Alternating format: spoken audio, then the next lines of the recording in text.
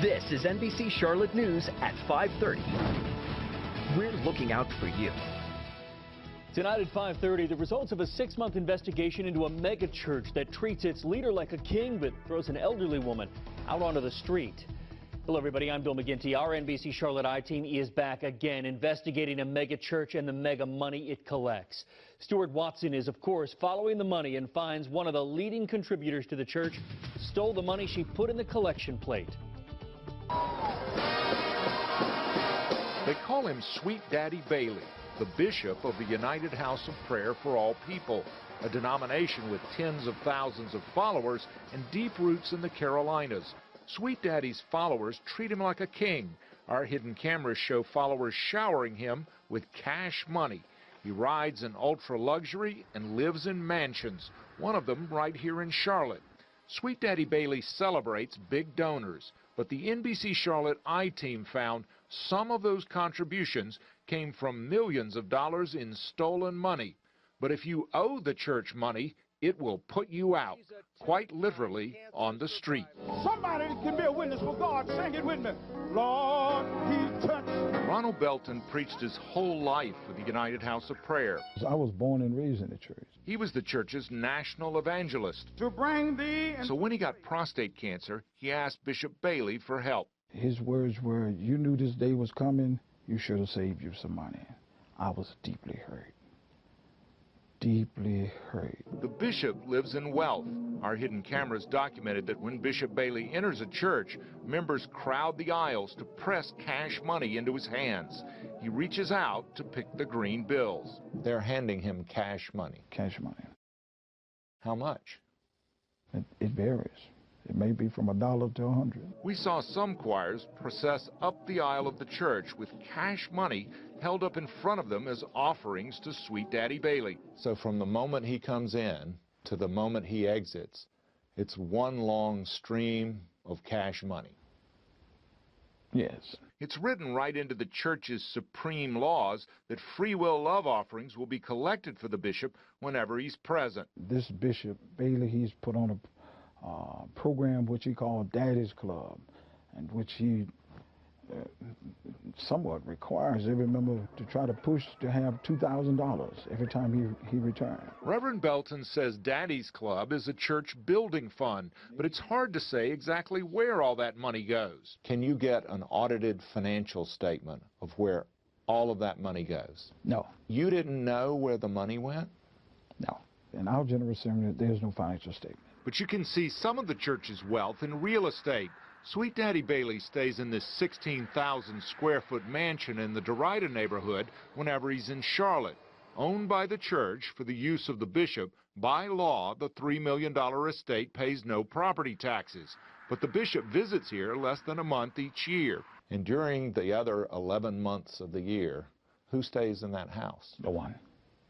Nobody? Nobody. Sweet Daddy Bailey travels with a uniformed entourage. He rides on a throne in a parade in Washington, D.C. each Memorial Day.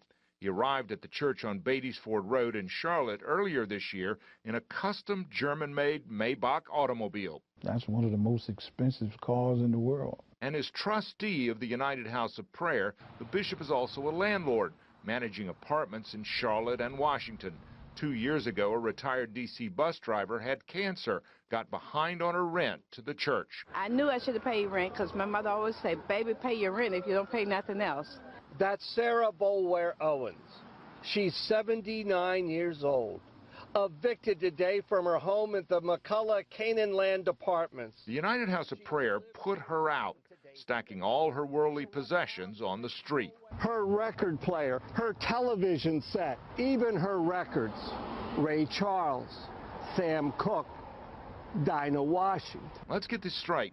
The bishop leaves a $3 million mansion empty most of the year in Charlotte while putting a 79-year-old woman on the streets of D.C. Is that right? I don't think so. This church should provide assistance for their members.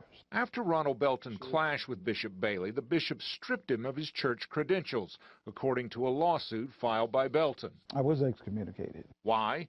He says it was because he let a woman walk too close to the bishop's throne, a kind of holy of holies called Daddy's Mountain. Some members became emotional that she's on Daddy's Mountain. And when Belton tried to visit a United House of Prayer earlier this year, the visiting preacher, one of Bailey's men, called him a clown right from the pulpit. Ronald McDonald, clown.